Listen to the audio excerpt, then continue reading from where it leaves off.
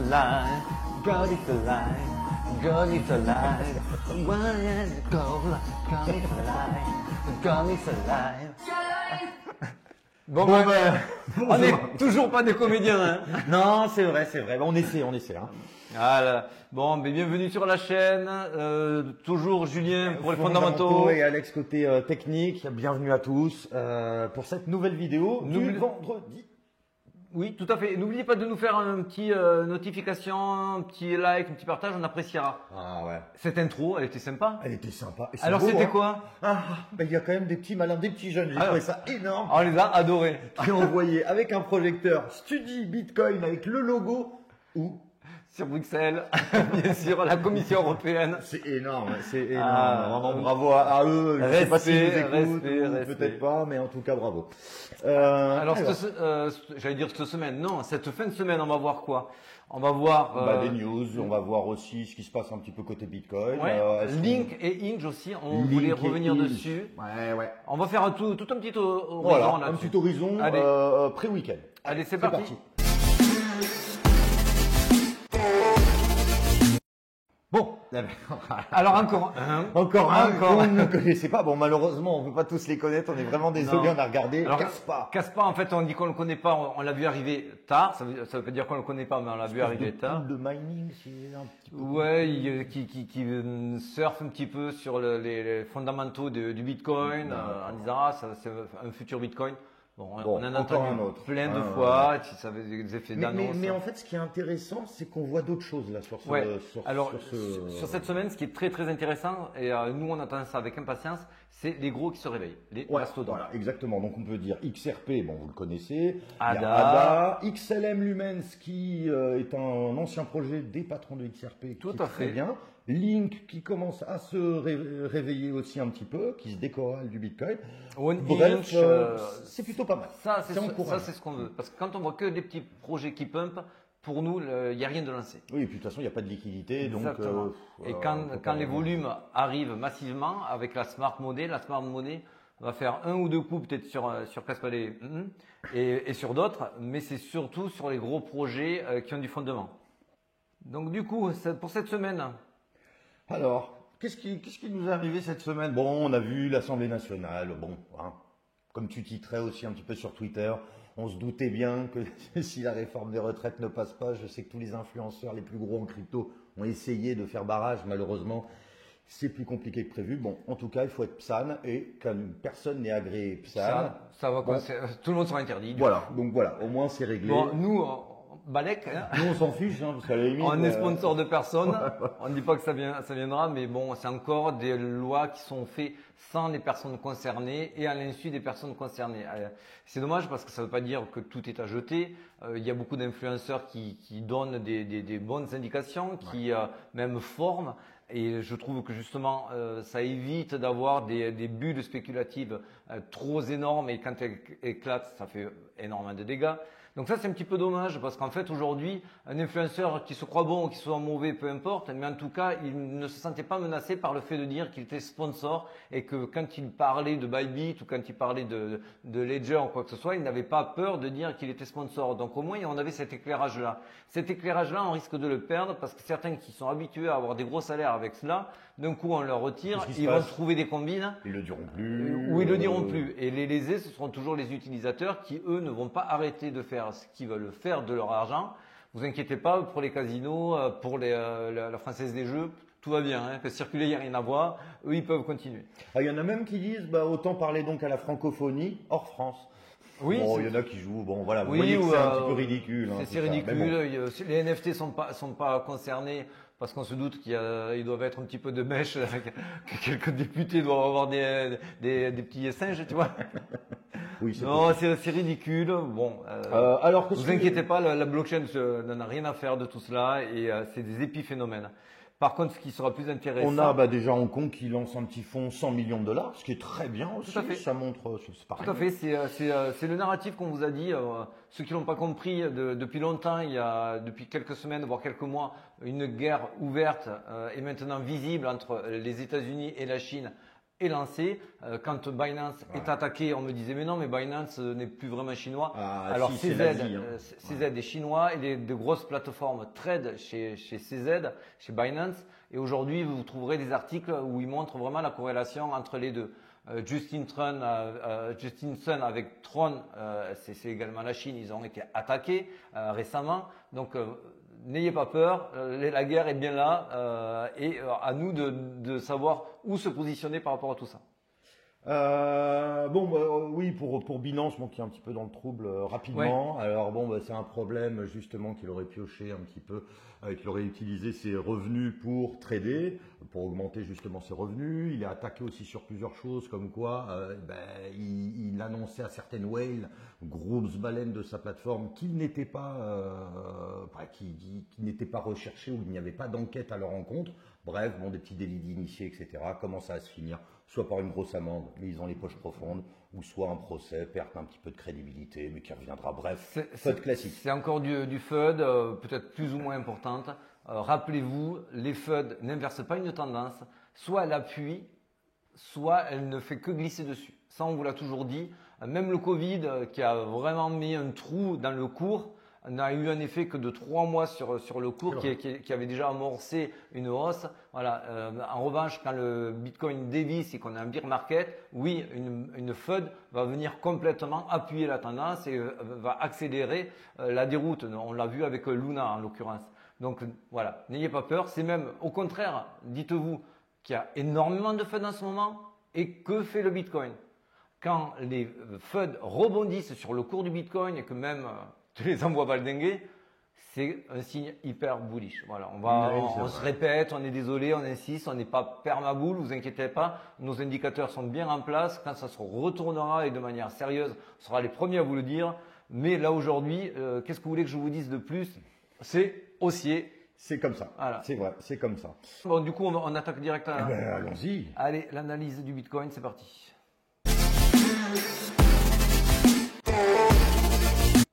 Alors ça, c'était semaine dernière, je vous l'agrandis. Non, c'était pas semaine dernière, c'était un début de cette semaine. Pourquoi je vous ai publié ça sur Twitter? N'hésitez pas, je vous mets le lien en description, ceux qui veulent nous rejoindre sur Twitter. C'est un schéma classique. Alors ce schéma classique, d'abord je vous l'explique. En bleu, vous avez les portefeuilles des whales, en orange, le portefeuille des retails. Donc on est sur du 1-10 millions en bas, on est sur du 0 à 100 000 en haut. Qu'est-ce qu'on a vu ces dernières heures, ces dernières 24 heures?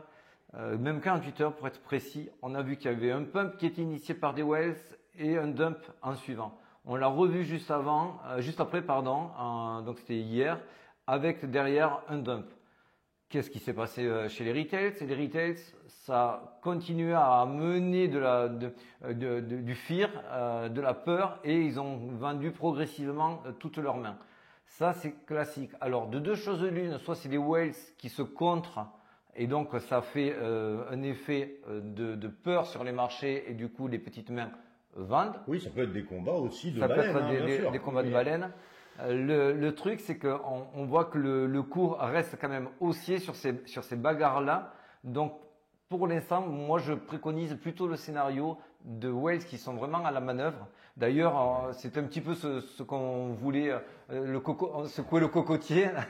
Et en fait, on a titré sur secouer Orangina. Secouer Orangina parce qu'en fait, là, jusqu'à ce qu'on casse la barre symbolique des 30 000, là où il va y avoir un retournement de l'adoption et des bears qui vont passer boule et de BFM TV. Je pense même pas. Je pense qu'un bear qui croit encore, il va continuer à short. Oui, mais il y en a plein qui sont entre deux eaux, qui ont pris des grosses gifles sur la descente et qui aujourd'hui ont encore mal, ils ont la trace des doigts et du coup ils se disent bon ben on va attendre d'être sûr. Et le sûr, c'est après les 30 000, surtout quand BFM TV leur dira acheter du Bitcoin, ça a doublé en quelques mois. Donc là, oui, on sera sur un scénario beaucoup plus légitime pour que les investisseurs rentrent. Donc c'est leur dernière carte à jouer aujourd'hui pour accumuler à pas cher. Vous secouez le cerveau. Ils vous secouent le cerveau, des up and down, vous mettre dans un état de fear. Donc c'est pour ça qu'il y a de la FUD par-dessus. Et un Bitcoin qui reste quand même haut, ne vous laissant pas de fenêtre réelle pour investir. Aujourd'hui, beaucoup sont positionnés à 20 000 pour entrer. Il y en avait beaucoup qui étaient positionnés à 25 000 pour entrer. Moi, j'étais pas pour entrer, mais pour me repositionner à nouveau à 25 000. Je ne sais même pas s'ils vont nous faire cette faveur. Et d'ailleurs, par rapport à Whale, là, moi, ce que je me suis dit, peut-être qu'une Whale a voulu instaurer une grosse montée et qu'une autre a dit, pas encore pour le moment. Accumulant encore plus de shorteurs, de gens qui savent pas trop, on est droit. Bon, on peut pas savoir, malheureusement, on n'est pas dans leur tête, mais on voit quand même des mouvements. On peut pas être sûr à 100%. Ce qu'on peut être sûr, c'est qu'effectivement, il y a eu des up and down. Et ceux-ci, ils sont manipulés, ça c'est clair. Donc ça peut être des prises de profit aussi, ça peut être juste de la pure manipulation comme on vous l'a dit. Voilà, tout ça pour en venir à ce qu'on vous avait dit début de semaine. Début de semaine, rappelez-vous, il y avait ce diamant qu'on n'avait pas voulu publier sur Twitter parce que pour nous, c'était un peu trop visible cette histoire de diamant. Mais c'est le cas, hein, donc c'est pour ça que je vous le supprime de suite. Et oui, on en a parlé juste avant de préparer l'émission. Ce qui est bien quand même, en effet, de ne pas trader ou de ne pas regarder ce que tu disais un petit peu sur des courtes UT, des très faibles, parce que c'est vrai qu'en fait, après, on peut voir que du rouge, voilà. du truc.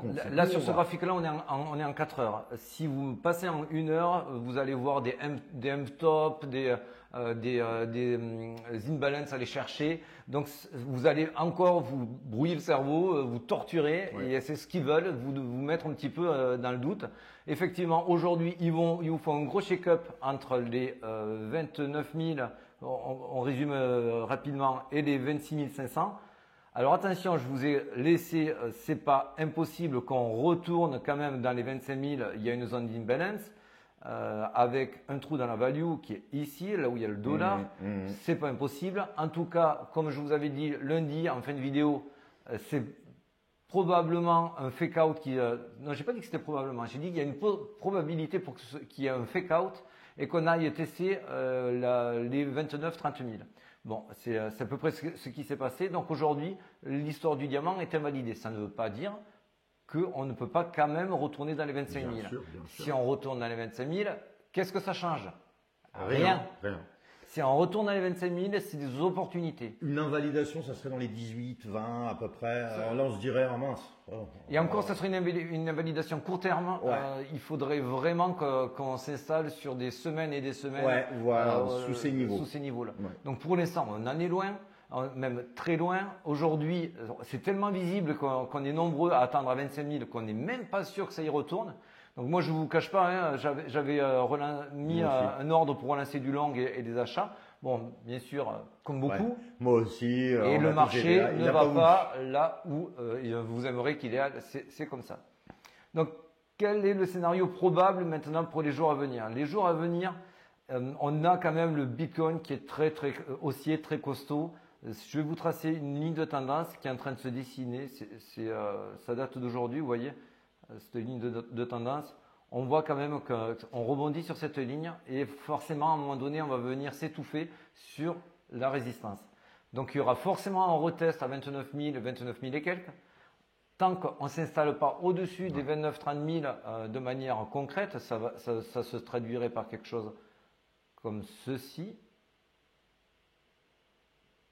Pour l'instant, on est obligé d'attendre et de faire des yo-yo et ils vous secouent et ils vous récupèrent quelques ventes parce qu'ils vont vous mettre une mèche de moins 1000 ou de moins 1500.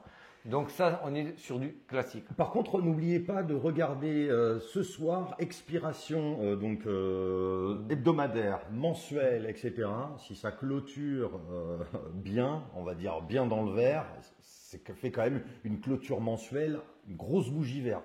Ça annonce quand même une tendance. Il y avait une autre chose, on va faire un petit mea culpa parce que peut-être on aurait pu en parler lundi. On n'a pas parlé des options et on en parle de moins en moins.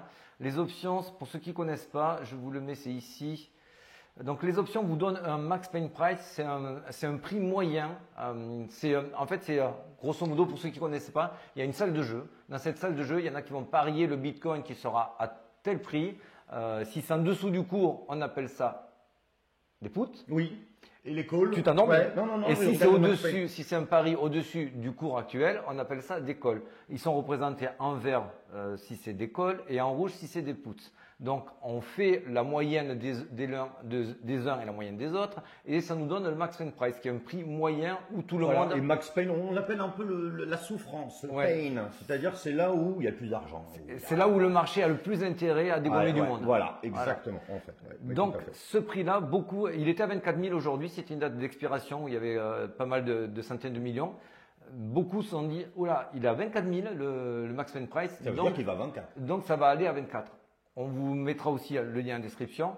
Le Max Pain Price, c'est un indicateur, ce n'est pas non plus l'alpha et l'oméga. Ce qui est sûr, et ça c'est clairement expliqué dans le tuto qu'on vous a mis, un Max Pain Price quand on est sur une phase de croissance, et là tout le monde est d'accord, on a quand même eu ces 3 derniers mois 40% de hausse, le Max Pain Price sera toujours en dessous du montant réel. Du montant réel. Et plus l'augmentation, plus le rallye est pentu, et c'est le cas, plus le Max Pain Price sera décroché. On rentre pas dans le détail, vous le verrez dans la vidéo, mais sachez que voilà, n'ayez pas peur quand on est en pleine hausse, une tendance haussière, de voir un Max Pain Price. Là, vous voyez, le mois prochain, il est à 25 000. Je ne serais pas surpris qu'on soit à 30. C'est vrai. Et ce matin, par exemple, je regardais Futur CME sur Ether. Il augmente sévèrement là en mai. Alors, je ne sais pas si c'est la mise à jour Shanghai ou autre. En tout cas, ils ont vu une petite augmentation de 2%, ce qui est plutôt honorable. Et là, on est sur le futur CME américain. Bon, grosso modo, ça peut être pas mal. Donc voilà, pour eux, ils sont haussiers. Pour ceux qui n'ont toujours pas bien compris au niveau de la tendance, là, normalement, on devrait clôturer, sauf... Ah ouais, après, voilà. Allez, sauf si notre ami Poutine balance une bombe nucléaire, en mensuel, on va clôturer, mais royalement. Là, vous voyez, chaque barre et chaque bougie est un mois. C'est un mois quand même. Ouais. Là, c'est fort, là, c'est puissant. Déjà, nous, on s'attendait à 25 000. Donc, on y est déjà loin. Et même à 25 000, c'était un rebond sain pour repartir de plus belle. Même pas. Donc, on est en pleine puissance. Si on regarde un petit peu les indicateurs, les volumes reviennent. Sont en flèche. La volatilité s'est calmée. Et le RSI enchaîne les W. On est en zone de 2, aucune cupidité. Aucune cupidité, donc vraiment tout aplati, le William R. Faut vraiment se rassurer, il faut garder ses jetons. Il y a vraiment des bonnes opportunités. Bien sûr qu'il y a des bonnes opportunités. Et donc d'ailleurs, tu voulais parler de Link et de Inch. Ah voilà, alors Link pour moi. On va finir avec ça. C'est mon chouchou. Mais bon, voilà, je vous donne pas de conseils ni rien en achat. Alors, je vous les ai mis les deux. Les deux ont deux chartes à peu près identiques, juste avec une maturité différente pour Inch. Bien sûr, qui est plus jeune, plutôt intelligence artificielle, index. Ouais. Voilà. Alors, on va rester sur la technique parce que Inch, on vous en a parlé déjà longuement sur nos autres vidéos. Donc là, je vous le mets ici. Vous voyez, on a cassé les derniers plus hauts qui étaient de novembre et bien comme il faut, on s'est installé au-dessus et là, on est en zone d'accumulation. Cette zone ici, c'est une zone, on appelle ça la reload zone, c'est là où achètent les professionnels. Oui. Donc on est encore en zone de rachat sur Fibonacci, qui est encore très très intéressante. Si je vous l'agrandis, mais c'est vrai qu'il est performant ce petit Inch, depuis le début, on en a parlé il y a longtemps de celui-là. Exactement, on a une zone de take profit à 6 et on a une zone, si je reviens en arrière, hop. Et on a donc une zone à 6 et une zone à 10. Ce sont les deux take profits à prévoir sur Inch et on ira. Le 6, c'est demain. Enfin, pas demain, mais on s'est compris. Quoi. Voilà, ce prochain alt season, il va les exploser. Pour Link, c'est quasiment pareil. La volatilité, vous voyez, ce vert que vous voyez là, ça veut dire que la volatilité est très faible. Un an d'accumulation, quasiment. J'ai jamais vu ça. Alors, quand vous avez un électrocardiogramme plat comme vous avez ici, sur un projet aussi lourd que Link, c'est monstrueux. Que de l'accumulation. Ouais. Là, ceux qui n'y sont pas maintenant, tant pis pour vous. Ouais. Ça vaut vraiment le coup. Moi, c'est. Et vous aurez des premières zones de take profit. Il y en aura une à 10 qui sera très vite atteinte. Je pense que c'est une histoire de journée, semaine maximum. Et vous aurez un take profit, celui-là c'est le Fibo qui nous le donne, qui sortira de sa RLZ au-delà des 12,50. Donc voilà, ça c'est les deux, les deux prochains objectifs. Mais d'ici Bien là, sûr. on aura le temps Bien sûr. de vous en reparler. Mais en tout cas, c'était juste pour vous montrer aussi ce process un peu d'accumulation où, comme toute personne normale, on va se dire qu'est-ce que c'est suant, ça bouge jamais, ça n'avance pas, etc. C'est le principe. Exactement. On va pas vous dire quand on va dégommer l'histoire. Alors on va finir juste avec les liquidités. Là aussi, c'est vraiment qu'un indicateur. Moi, je m'en sers très peu des liquidités parce que les liquidités, c'est au vu de tous et ils s'en servent souvent pour vraiment vous piéger. Et en ce moment, c'est piégeux puisque vous vous rappelez, vous, secouez-moi, secouez-moi. Ça, c'est ce qui se passe en ce moment. Donc, si vous basez tout sur un indicateur aussi visible que là-dessus, vous allez vous faire secouer. Donc oui, là, on se dit il y a plus de liquidités au sud, donc le marché devrait avoir intérêt à aller au sud. N'y misez pas trop jetons. Par contre, là je vous l'ai pas mis, mais l'order book, il est vide jusqu'à 42 000. Il est vide. Alors qu'en dessous, c'est plein. Voilà. Alors j'ai expliqué ça à ma copine en disant attention, c'est un order book vide. Quand ça va monter, ça peut monter très fort. Ben oui, parce qu'il y a personne qui peut l'arrêter, qui va qui va vendre, qui va. Elle me disait mais si personne achète, ça va pas monter. Ah ben si, non, parce qu'il y a un trou, il y a de la liquidité. c'est plutôt, vous voyez, il y a une vingtaine de personnes qui veut acheter votre bouteille de vin millésimée. Et chacun surenchérit pour acheter votre seule bouteille de vin millésimé. Ben vous allez attendre, et ils vont surenchérir. C'est exactement ce qui se passe avec un order book qui est vide. Les prix montent et très vite parce qu'il y a très peu de zones de blocage. Il y a 32, 37 000 quelques zones de blocage. Mais avec un order book vide, ça va être dur de les freiner longtemps. Il y aura forcément des longues qui vont être clôturées, qui fera baisser le cours et qui donnera jamais une tendance to the moon. Il y aura forcément des dents de scie. Comme d'hab. Hein. Mais aujourd'hui, avec ce qu'on a sous les yeux, je ne peux que vous rassurer, mon ami. Ouais, bien sûr. Non, sur ça, de toute façon. Même on est censé se contredire, mais c'est vrai que quand on regarde le long terme, je sais. Alors par contre, bien sûr, mais il y a une récession. Vous n'avez pas parlé de ça. Il y a du chômage. Bien sûr, tout ça, c'est clair. Sauf que déjà, ça a été une partie pricée, et de deux, ça arrivera. Allez, remettez les lunettes. Sur ce, on repart en boîte, nous. On it tonight.